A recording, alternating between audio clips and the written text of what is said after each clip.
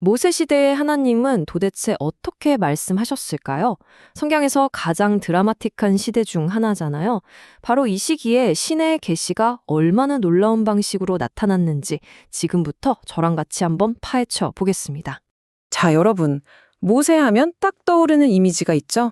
맞아요. 바로 그 불타는 떨기나무. 근데 정말 그게 다였을까요?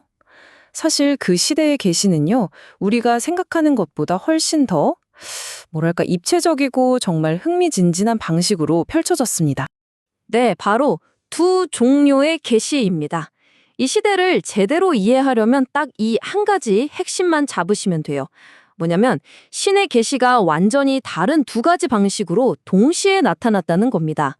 바로 이 두 가지 방식이 오늘 우리가 살펴볼 전체 그림의 뼈대라고 할 수 있습니다.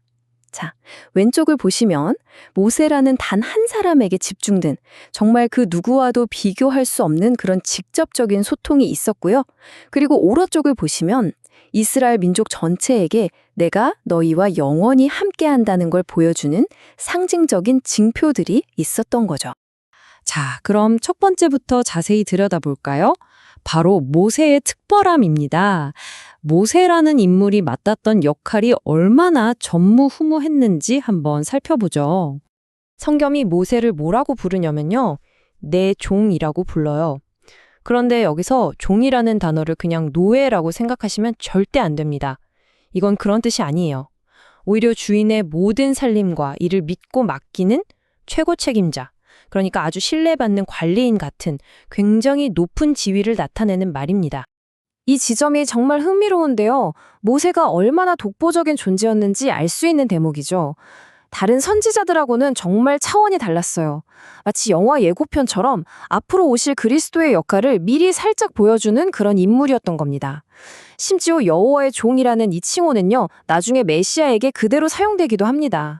그리고 이 특별한 관계를 가장 극적으로 보여주는 장면이 있죠. 한번 상상해 보세요. 모세가 40일 동안 하나님과 함께 있다가 산에서 내려왔는데 세상에 그의 얼굴에서 문자 그대로 신성한 빛이 막 뿜어져 나오는 거예요. 사람들이 무서워서 감히 쳐다보지도 못할 정도로요. 와, 이보다 더 강력한 상징이 있을까요? 자, 다음은 얼굴을 마주하여 말한다는 것의 의미입니다. 그런데요, 성경을 읽다 보면 이거 모순 아닌가? 싶은 구절이 하나 나와요. 이 구절에 담긴 진짜 의미가 뭔지 지금부터 그 수수께끼를 한번 풀어보겠습니다. 바로 이 구절이에요.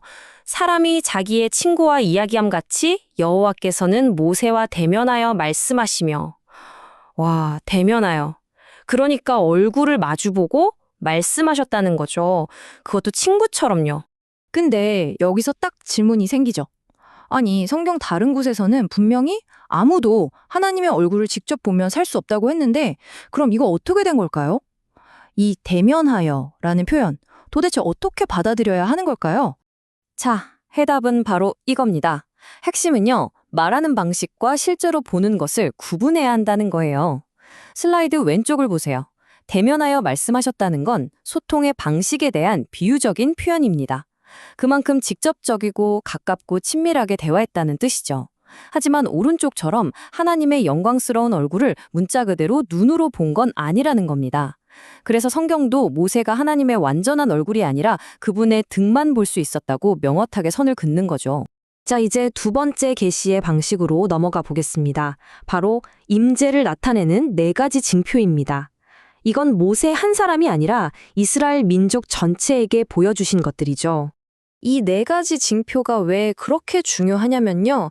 이전 시대와는 완전히 차원이 다른 새로운 종류의 신적 임재를 보여주기 때문이에요. 이전까지는 잠깐 나타나셨다 사라지는 방문의 개념이었다면 이제부터는 아예 백성들 한가운데 영구적으로 거주하시는 개념으로 바뀐 겁니다. 이건 정말 엄청난 변화죠. 그럼 그 영구적인 임재가 구체적으로 어떤 모습이었을까요? 바로 이 네 가지 놀라운 징표를 통해서 나타났습니다. 첫째, 구름 기둥과 불 기둥. 둘째, 여호와의 사자. 셋째, 여호와의 이름. 그리고 넷째, 여호와의 얼굴입니다. 자, 하나씩 한번 살펴볼까요? 첫 번째는 우리에게도 아주 익숙하죠? 바로 구름 기둥과 불 기둥입니다. 낮에는 시원한 구름으로, 밤에는 따뜻한 불로, 광야에서 단 한순간도 백성들 곁을 떠나지 않고 길을 인도하고 보호했잖아요. 이건 말 그대로 눈에 보이는 하나님의 임재 그 자체였습니다. 두 번째는 여호와의 사자입니다. 여러분, 이건 그냥 평범한 천사가 아니에요. 성경에서 뭐라고 하냐면 내 이름이 그에게 있다고 하거든요. 이건 이 사자가 가진 권위와 정체성이 하나님 자신과 거의 똑같다는 걸 의미하는 아주 특별한 존재라는 뜻입니다. 세 번째는 여호와의 이름입니다. 고대 시대의 이름은 그냥 부르는 호칭이 아니었어요. 그 존재 자체를 의미했죠. 그래서 성소에 하나님의 이름을 두셨다는 건요, 마치 외국에 있는 우리나라 대사관에 태극기가 걸리면 그곳이 우리나라 영토인 것처럼 하나님의 실제적인 현존과 권위가 바로 그곳에 머무신다는 그런 뜻이었습니다. 그리고 마지막 네 번째, 바로 여호와의 얼굴, 즉 그분의 임재입니다. 이게 히브리어로 파님이라는 단어인데요. 말 그대로 얼굴이라는 뜻이에요. 하나님께서 그분의 얼굴을 백성들에게 향하고 인격적으로 그들과 함께 여정을 떠나시겠다, 동행하시겠다는 약속을 의미하는 거죠. 자, 그럼 지금까지 살펴본 이 모든 것들을 종합해보면 어떤 그림이 그려질까요? 모세 시대에 일어난 이 거대한 신학적 전환, 바로 방몬에서 거주로의 의미를 정리해보겠습니다. 이 타임라인을 보시면 한눈에 이해가 되실 겁니다. 아브라함이나 이삭, 야곱 같은 족장 시대에는 하나님의 나타나심이 이따금씩 찾아오는 말 그대로 간헐적인 방문의 형태였어요. 그런데 모세 시대에 들어서면서 이게 영구적인 거주의 형태로 완전히 바뀐 거죠. 다시 한번 모세 이전 시대를 생각해 볼까요? 하나님의 현현은 어땠죠? 네, 이따금씩 일시적으로 나타났고요. 아브라함이나 야곱 같은 정말 소수의 선택된 개인에게만 주어졌습니다. 그리고 굉장히 신비로웠죠. 그런데 모세 시대에 와서 이 모든 것이 그냥 180도 뒤집힙니다. 소수의 특별한 사람들만 경험하던 그 신비로운 하나님의 임재가요, 이제는 이스라엘 민족 전체가 매일매일 함께하는 삶의 중심, 공동체의 현실이 되어버린 겁니다. 자, 그래서 오늘 이야기의 핵심, 가장 중요한 결론이 바로 이겁니다. 모세 시대에 일어난 이 변화는요, 그냥 계시의 방식이 좀 바뀐 정도가 아니에요. 이건 하나님께서 자신의 백성과 함께 살고 싶어 하시는 그 궁극적인 계획을 향해서 내디딘 정말 기념비적인 한 걸음이었다라는 거죠.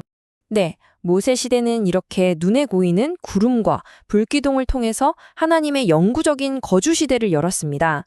하지만 성강의 이야기는 여기서 끝나지 않죠. 그 임재를 우리 인간에게 한 걸음, 아니 훨씬 더 가깝게, 더 내밀하게 가져오기 위한 다음 단계는 과연 무엇이었을까요? 한번 생각해 보시죠.